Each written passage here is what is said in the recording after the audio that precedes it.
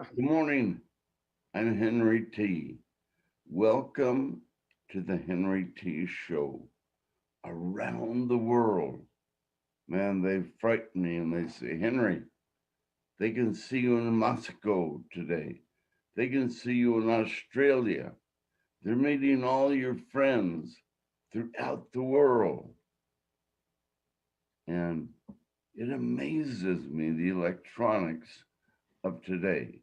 How impressive is that this Zoom mechanism can be taken worldwide and can also be taken on the individual networks that we're on. Is that amazing?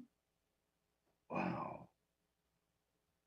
Incredible how far this machine is taking us today.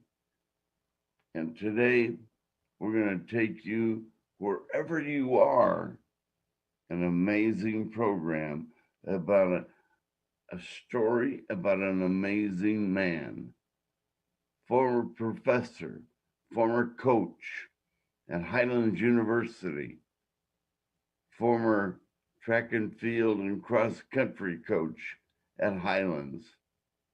His story, amazing.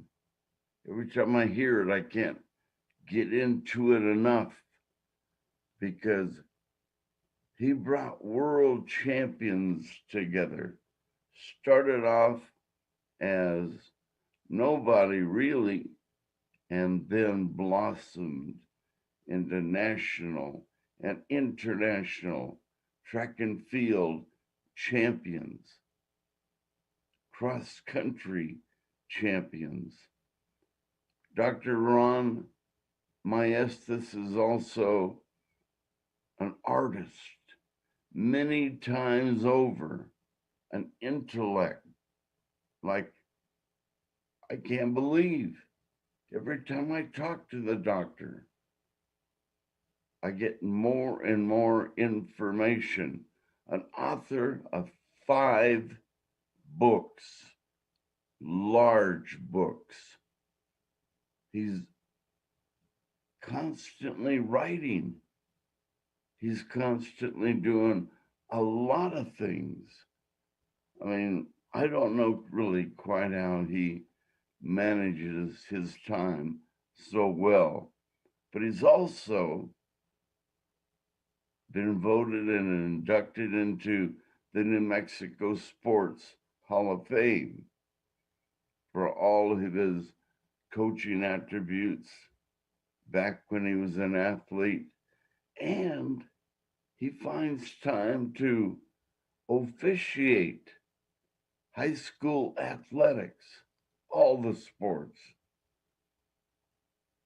basketball, football games, the does the track and field, I'm sure, but baseball, softball, behind the plate, wrestling, incredible. So, with that resume that I have time to share with you, there's more.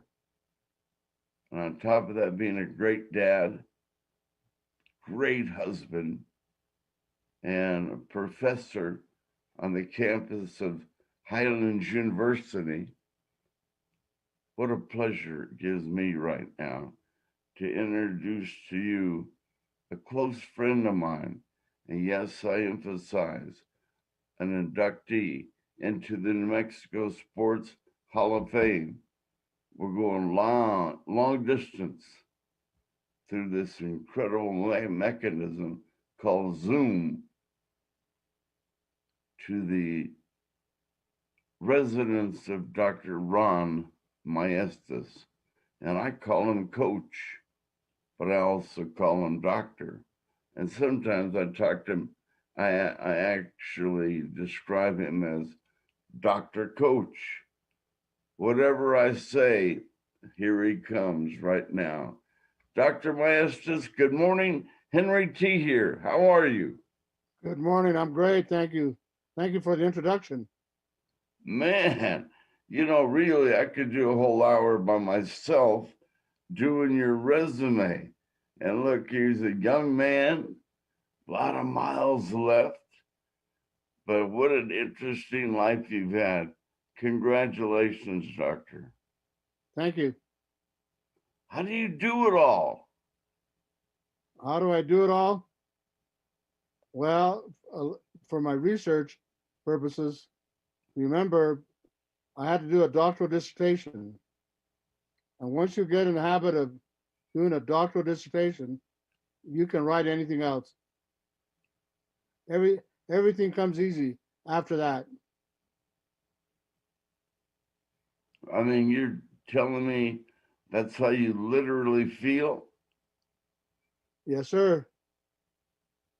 That's why I have to officiate to keep my body going because my mind is always thinking.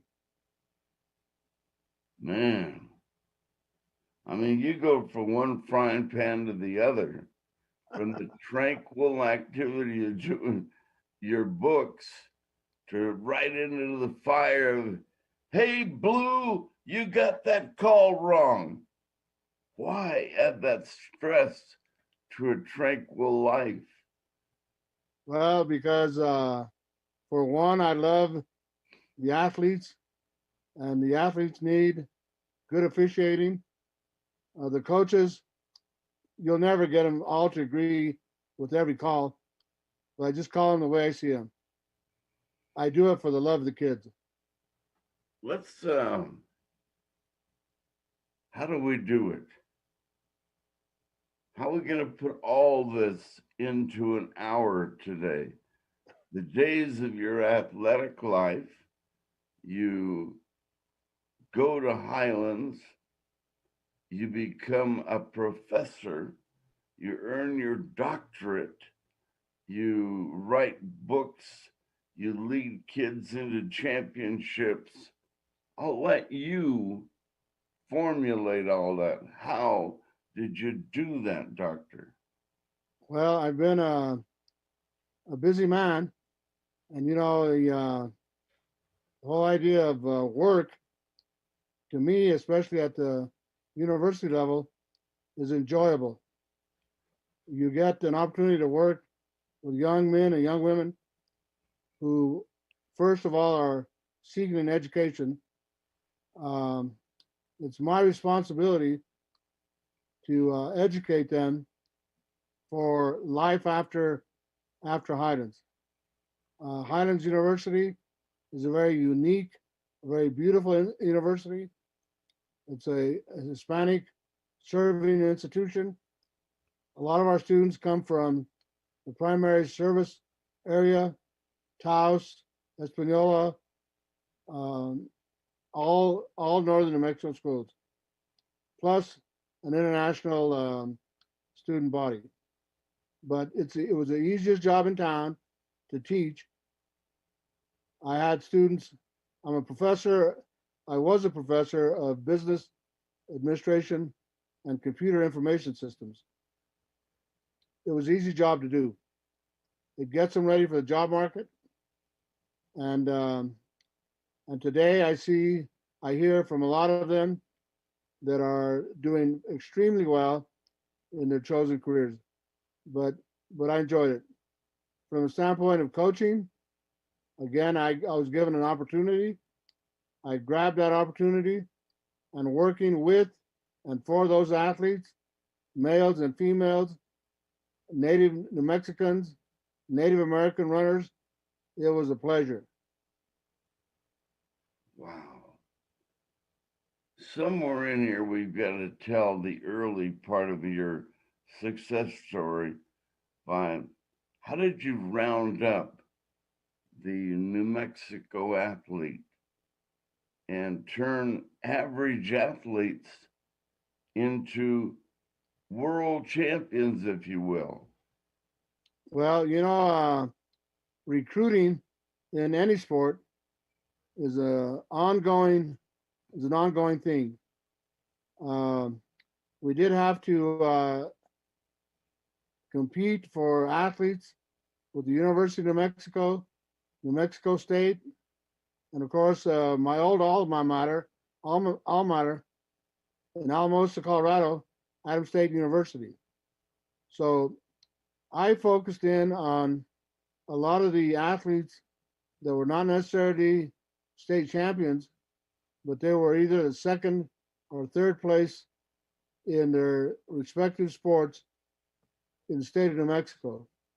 They still had goals, and those goals were realistic and they were attainable. And they worked very good for me, and I worked very hard for them. There was a love affair with those athletes.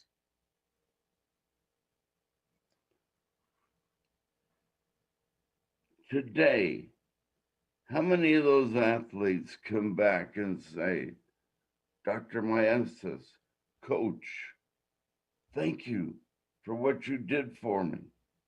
Because the stories you tell about traveling throughout the country in that little white van, eating out of a lunchbox or a paper bag, and what you guys ate and how you sacrificed. Wow. Do you mind if we go there and throw in the competition as well? And you'd be at the finish line with your stopwatch and smiling from ear to ear because here comes another international or national collegiate champion, one after another. It didn't come abracadabra, I'm sure. You're absolutely correct. In order to get those kids ready for the national championships, we invested hundreds, if not thousands, of miles in terms of training. We we traveled to all competition. We weren't able to attract a lot of the schools to run here in Las Vegas because Las Vegas is at altitude. But that didn't hold us back. We went everywhere. Um, I spent a lot of time chasing around my good friend, Dr. Joe Ivy Hill, and he was very good to me. And by following some of his techniques and methodology, before you know it, we were up there too. My goodness. How accomplished are some of those athletes to this day? In what fields? Well, I have a young man who's from Tucumcari. He's a medical doctor. He was an academic All-American. And these kids not only for training in this sport have to be smart, but they have to have endurance. So Dr. Benny Chavez is one of the persons I'm very proud of. I have a young man who is a superintendent of schools in Plymouth, Massachusetts. His name is Gary Maestas. And then I have a lot of coaches out there. I have a young man that works for Microsoft in Ireland, and he is constantly emailing me. You talked about the technology of Zoom. Well, there's a equal technology with email and Facebook and social media that I'm constantly hearing from a lot of these individuals. They're always calling me for references for their next job. If I would charge them a little finder's fee, I could be able to make a little bit of spending money. But you know what? We have a very good relationship. Not a perfect one. I'm sure that along the way, maybe one or two didn't quite agree with my methods or with me, but 99 and 9/10% of them did. They're like a family to me. They're like my sons and daughters. We spend a lot of time out on the roads. So by the time you finish a workout for 4 months, you eventually kind of miss them. And today, as my life goes on, uh, I've lost a couple of them, and I miss them dearly. But they were very dedicated to Highlands. They were very dedicated to me and to our program. Now, back in the day, did you have a huge budget? Did you have a bus the size of a Greyhound to transport you and your team around the country? Or was it different than that? It was different. First of all, we started off with a small little van. Um, I'd pack 12, 14, 15 kids in there. They had about 6 inches of seating space. Later on, the university did get a bigger bus, but we still had to drive them there and then bring them home. I will tell you that I used to envy the Air Force Academy because everywhere that we'd go, that Air Force would run, they would drive up in a large air conditioned bus. 7 girls would get off. The next bus would come with 7 male cross country runners that would come. So they had their choice of about 20, 20 seats or 20 rows on those buses. And did you hire one of those experienced bus drivers with patches and batches all over and with that really cool hat? You mean like Rob Crandon? Some of No, the bus drivers looked all decked out with their patches and awards, and you know what I mean. no, but if I'd have had one of those drivers, I'd have had to pay for his lunch too, and I didn't have enough money for them. So I'm I'm going to take the audience there. I'm assuming you were also the bus driver. I was a bus driver. I was a nutritionist, and on the sideline, I was the coach. Wow. And for a lot of these kids, I was the surrogate parent while their sons and daughters were away at college. Oh yeah, we developed a bond, and that bond is everlasting. And it's interesting as I've done my research how you got the job of Coach Maestas, cross country coach, track and field coach, is one of the most unbelievable stories I've ever heard. Yeah, well, uh, I don't want to I don't want to get distracted with the past. Uh, I'm barely able to keep up with the present, but it was a chance, a meeting, and I was given an opportunity. I had no idea what cross country consisted of, but I quickly uh, did the research, just like I do a lot of research, and we um, put together our program. In the second year, we were already at the national level. The other part about it is that we were competing against schools that had indoor track, outdoor track. We had neither of those. So we were competing against athletes and programs that were full time, where my kids had to be full time students and part time athletes. Wow. Did you ever get the blessing of going back to your alma mater, Alamosa, Colorado, Adams State University, and compete against that high level team? I did. Every year would go there. Every year. Would also have on our schedule a school up at Gunnison, Colorado.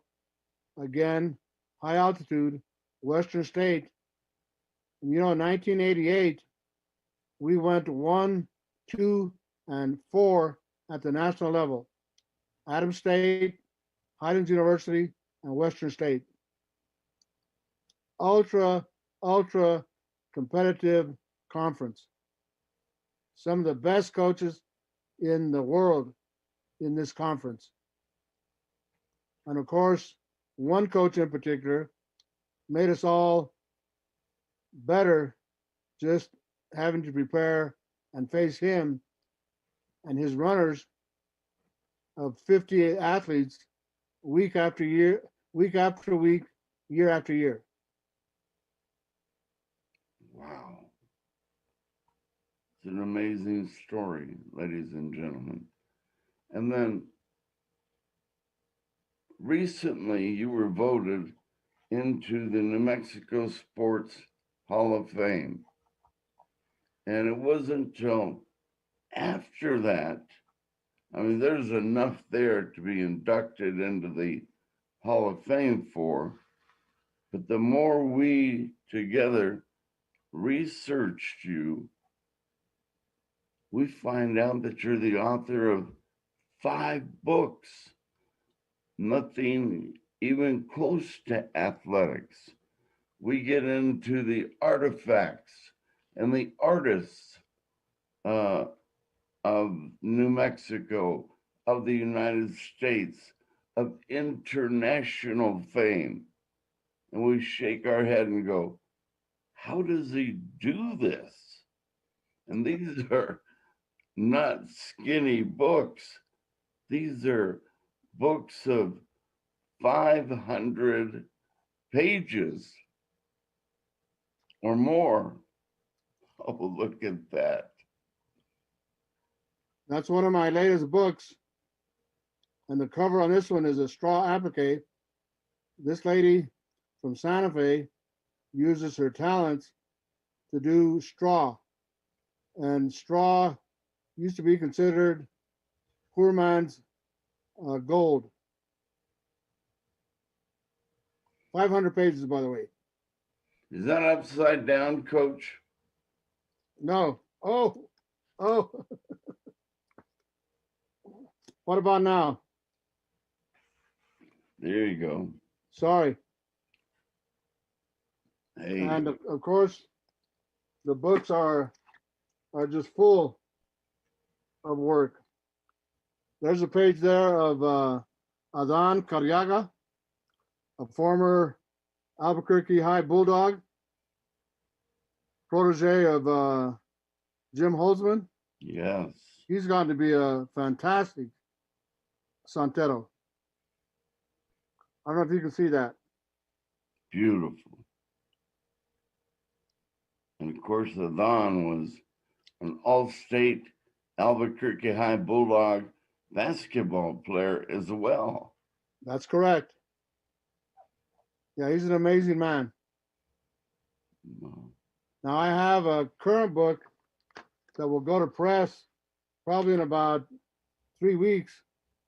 And this is an Our Lady of Guadalupe, who is probably the most photographed individual in the world next to Jesus Christ.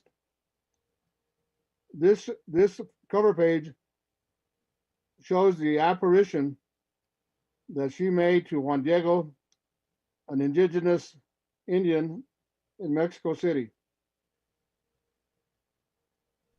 Wow.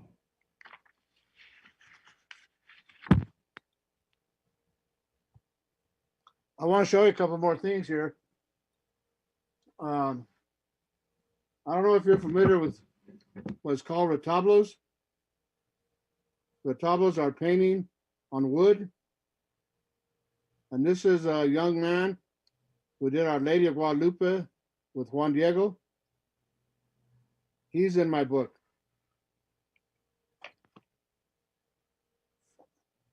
I have a young lady from Northern Colorado. Her name is Christine Robles Shaw. And of course, there is Juan Diego with the tilma, his cloak.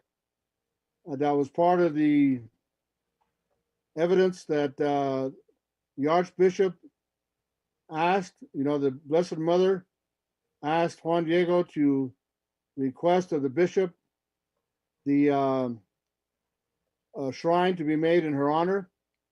and he didn't believe Juan Diego. So Juan Diego had to ask her for proof. So she told him to gather some roses, the Castilian roses that were not common to Mexico, but common to Spain. And when he took those flowers, he opened up his cloak, and the image of the Virgin Mary is on his cloak. And then the Castilian roses fell on the floor, and that's why I finally convinced the Archbishop that she existed, and a shrine was made. Wow.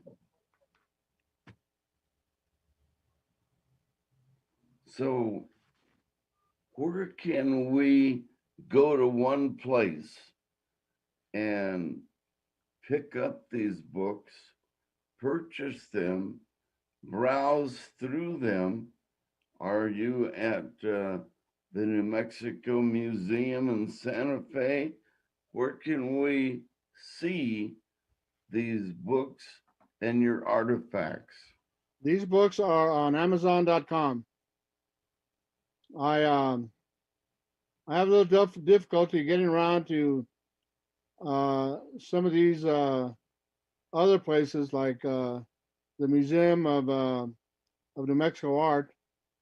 Uh, the books are a little pricey, and of course, I used a high quality paper to reflect the true image of the author, of the artist. But I also self promote the book, My goodness. or I self market it. I want to show you another item.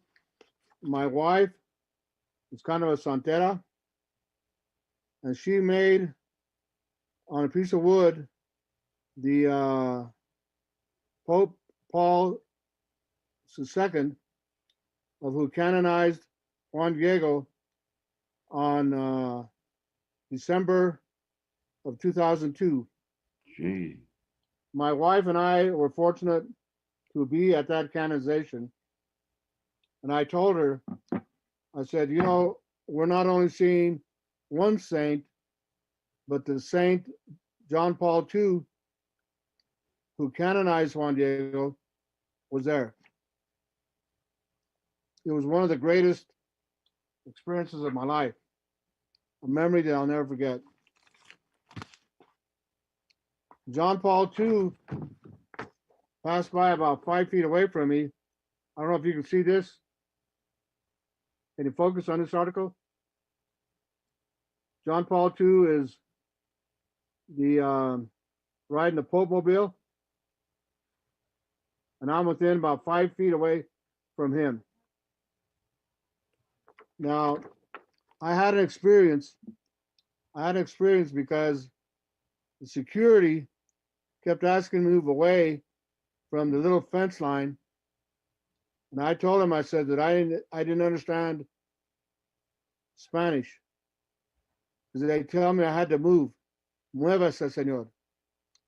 So finally, there was a group of Ford Motor employees who had built a sand painting of the place where the Pope Mobile was going to come in the arena there where the basilica is. They passed me this vest, and this is the vest that they wore, which would identify me as one of the employees of Ford Motor Company. Once I put that on, security left me alone. My goodness. And I don't want to go too far away from this is a huge achievement for you, Dr. Coach, to be inducted into the New Mexico Sports Hall of Fame for your coaching attributes, your athletic attributes, your officiating contributions to hundreds of thousands of New Mexico youth. And believe me, nobody knows your background better than me when it comes to athletics. You've done so much there, and you are still doing it. Congratulations. Thank you, Henry. And I do want to tell you that I have always had a devotion to Our Lady of Guadalupe and to San Juan Diego. They look like us. They represent the first time that Our Lady appeared. She appeared as an indigenous person, brown, and in the Southwest and the United States, she is revered and devoted to by millions of people. It's amazing the number of people that have been touched by her. At the time that she appeared, of course, there was a lot of difficulty in terms of the Aztec Indians being mistreated. And when she appeared, that led to the Christianization of most of the inhabitants of Mexico. My goodness. So when my wife and I had the opportunity to go to the canonization, I felt like I had died and I was in heaven.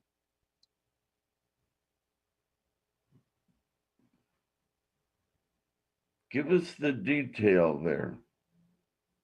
The details were we were part of a group of parishioners from the Archdiocese of Santa Fe.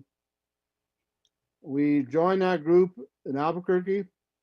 We flew into Mexico City. We were there for a total of about 5 to 6 days. We toured all of the basilicas. We toured the church where the uncle of Juan Diego was ill, and the Blessed Mother appeared to Juan Diego and told him, why are you running away from me? And he said, well, my uncle is sick. And he says, your uncle is getting well today. And lo and behold, the uncle did recover. And that led to totally there were 4 apparitions before she revealed herself to Juan Diego, who in turn carried her image to the Archbishop of Mexico. Wonderful experience. There were millions of people in the stadium, along the streets of Mexico. And for those who are not familiar what canonization is, do you mind expressing the new education for some of those people out there? Well, first of all, in order to be considered for sainthood, a person has to be beatified. And the beatification process can take years. And the criteria is that they form evidence of 2 miracles. And the Christianization of Mexico, the conversion of Mexico, was considered that miracle. And of course, John Paul II, he himself became a saint recently. And his miracle was he met with the young man who tried to assassinate him, met with him in his prison, and forgave him for what he did. And then the Pope then makes the final decision in terms of all the evidence, all the recommendations to grant sainthood.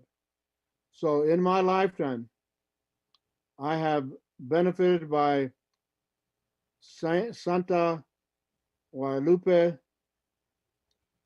San Juan Diego, and San Juan Pablo II. Wow. We're going to have to find a new title, Coach.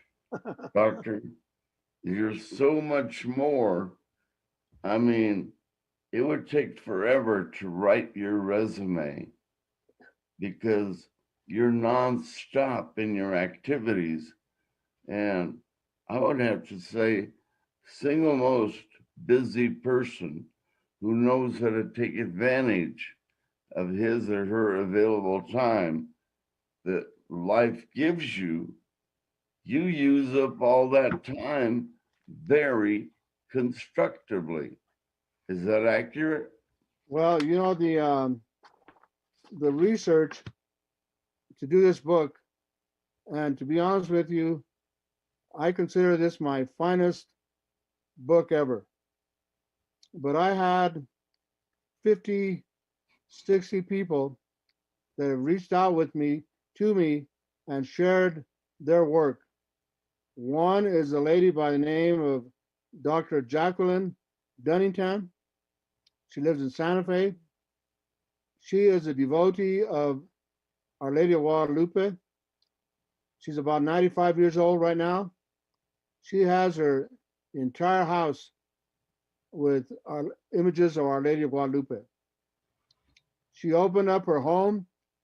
She opened up her heart. She has written 3 books, and she told me when I first met her, it was like a blessing that we came together. She said, "Ron, how can I help you?" And and that was the beginning of this journey. I have people like Martha Vados in my book. I have Johnny Tapia in my book. You know, Johnny Tapia wears the image of Our Lady of Guadalupe. You've seen it? Amen. You know the story behind the wearing of tattoos by Johnny Tapia? No. His mother told him that he could never have a tattoo as long as it wasn't religious. So he goes out and he gets the tattoo of Our Lady of Guadalupe. And of course, every fight, every appearance, people see Our Lady of Guadalupe. I have images of Our Lady of Guadalupe that Dr. Charlie Carrillo, he's probably one of the best santeros in the country, and some of the images of his work. I have a young man by the name of Gustavo Victor Goler. He's a santero in Taos. I received some work from a individual by the name of Carlos Perez from San Francisco. He is a graphic illustrator, but he made some gorgeous pictures of Our Lady of Guadalupe. And he also does a lot of work for Apple Corporation in terms of their logo design. I have a young lady that used to be one of my students at Highlands by the name of Lori Garcia. She lives in Penasco. She has been a santera and been recognized at the Spanish market for the Archbishop's Award several times. Her work is immaculate. I also have, by the way, I also have in my book lowrider images. You know, in New Mexico and in San Diego, the lowriders have a practice of putting Our Lady of Guadalupe on the hood or the trunk or the hubcaps. There's some amazing pictures of Our Lady of Guadalupe in terms of how she's represented. And where are your books literally sent today? Because I understand they're selling quite well.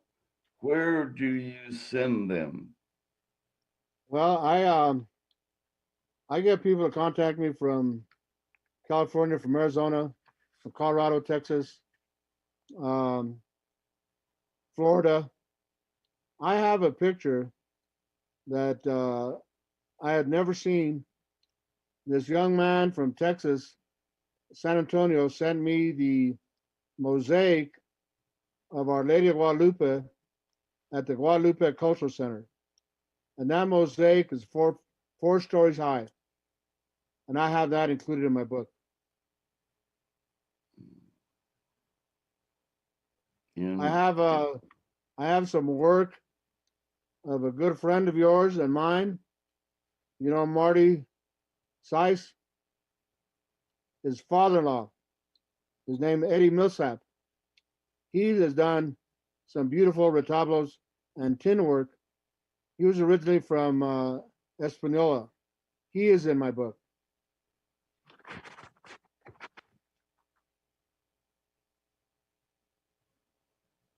I also have a section in my book about hymns and prayers to Our Lady of Guadalupe. One of those you may be familiar with. It's called Buenos Dias, Paloma Blanca. And those are very spiritual and powerful prayers. I do have a chapter in this book on Our Lady of Guadalupe Parish in Colorado, which is the oldest parish in New Mexico. And the images of her in the hearts and minds of people all over this country as they travel to Colorado. wow. So if people within our site today, internationally, and they're fired up right now on how to get in touch with you and your work, what is the basic, simple way? The basic, simple way is Amazon.com. But they could also contact me, and my email is rmarball@gmail.com. I'd be glad to work with them. By the way, you notice that that email, rmarball, you know where I got that name from? Tell me. I'm a racquetball player. The one thing I forgot to tell everybody, a champion racquetball player.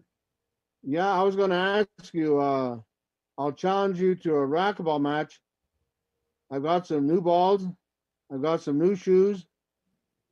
My only question is, what hand do I tie behind my back to play Henry T?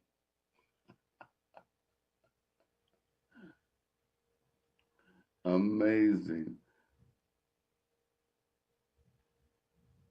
I love what I do. It brings me spiritual growth, but by the same token, it reflects the history of our people in the Southwest.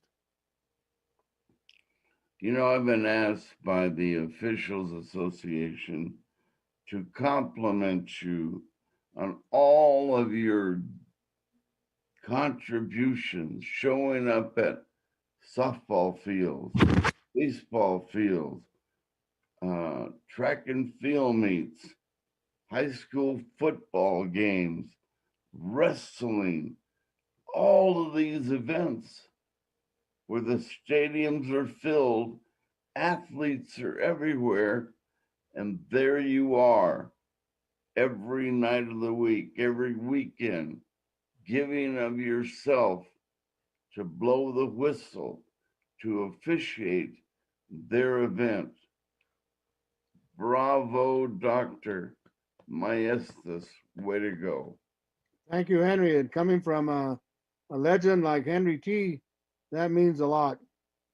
You know, the my association affiliation with the NMAA goes back to the days of O.G. Montgomery, Jim Odell, Dan Salzwedel, Dr. Gary Tripp, um, Sally Marcus. I've been affiliated with those people for 55 years. And I really enjoy being out working with those kids. It's funny because once they graduate and come to the university, they look at me and have a little twinkle in their eye and say, "Oh, I remember you." But I've always tried to do my best. I love sports.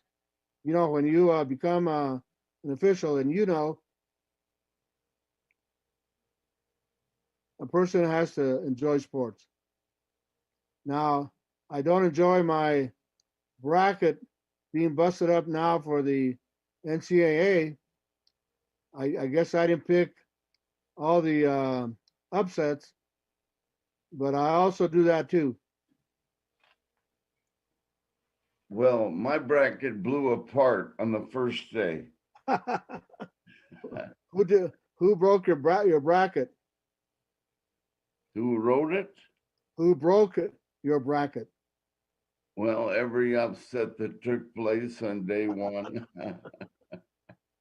What about San Diego State? Oh, biggest disappointment. They forgot to show up. They didn't play nearly as capable as I thought they would. What about Loyola? Sister Mary Jean. All the way. And Sister Jean. Gotta love her. What a story. And you know what? They're no fly by night. They can play. Absolutely. I mean, look out. That big guy in there, versatile, powerful, accurate. Yeah, they're destined and they deserve that position. I agree. Yeah. But I love the tournament year after year. And I also miss driving up to Highlands and watching that great Cowboy team play every year. And we've been without them the last two. Yeah. I hope that I hope this country turns around and that we can begin to see each other in person rather than on Zoom. You look good on Zoom, buddy, by the way. Thank you.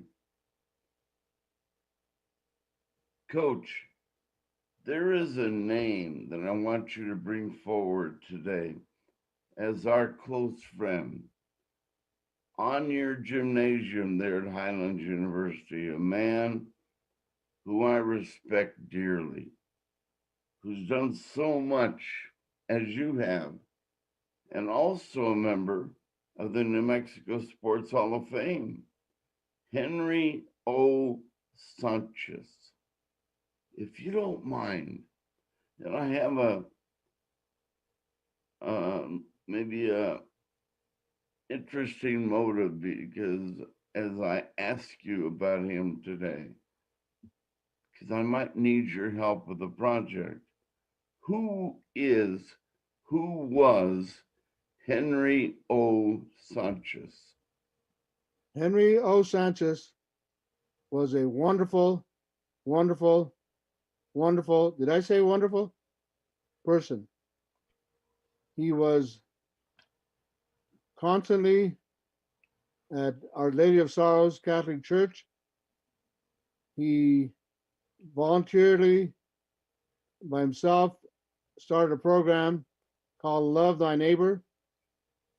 He would get the athletes at Highlands together and they would go take wood to people who were in need of heating their homes. Henry Sanchez became the mayor of Las Vegas. I know personally that he would, out of his pocket, pay for the utility bills of a lot of residents of Las Vegas. But Henry Sanchez, as a person, was an outstanding individual. He coached teams that he felt would represent Highlands well. He invested in New Mexico athletes. We have a lot.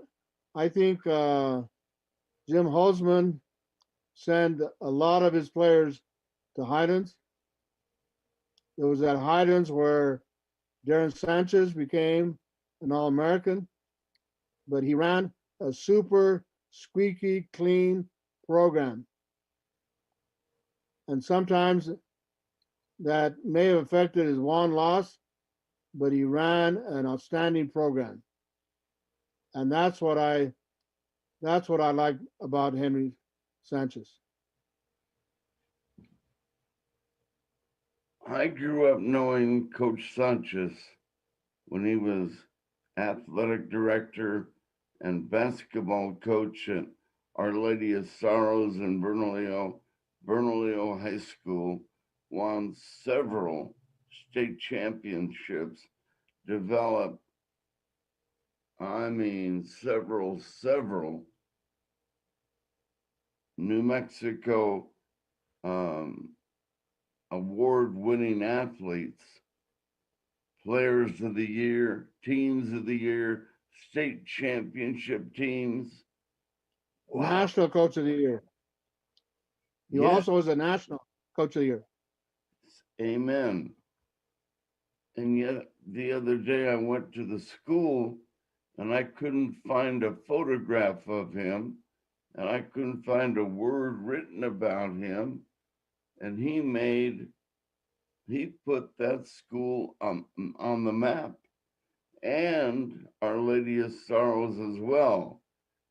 And I hope that we can pass word on today that if there are other New Mexicans out there that feel that he needs to receive recognition with a photograph or words written about him and his accomplishments and all of the athletes who became stars under his leadership, that we He can, he graduated a lot of people.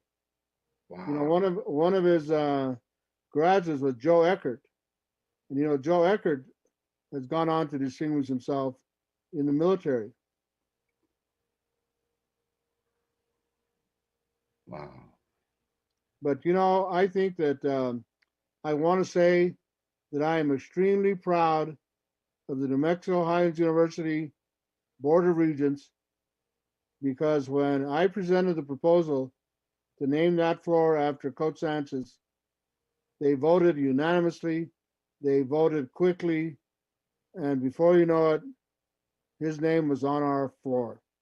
And it will always be there because he ran a respectable program, an honorable program, and he believed in New Mexico athletes, and so did I. Well, I don't know how we can do this, but boy, he's an institution. He's a household name in the city of Bernalillo, New Mexico.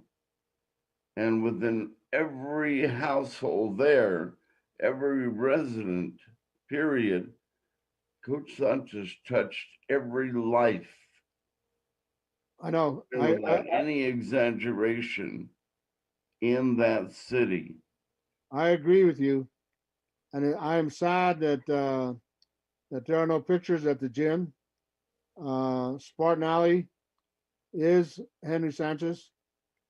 I also like the idea of maybe the city naming a street after Coach Sanchez. You know, Albuquerque recently named a street for Cesar Chavez and Dolores Huerta. Well, we have a son there uh, in Bernalillo that was a religious person. He was a fine person.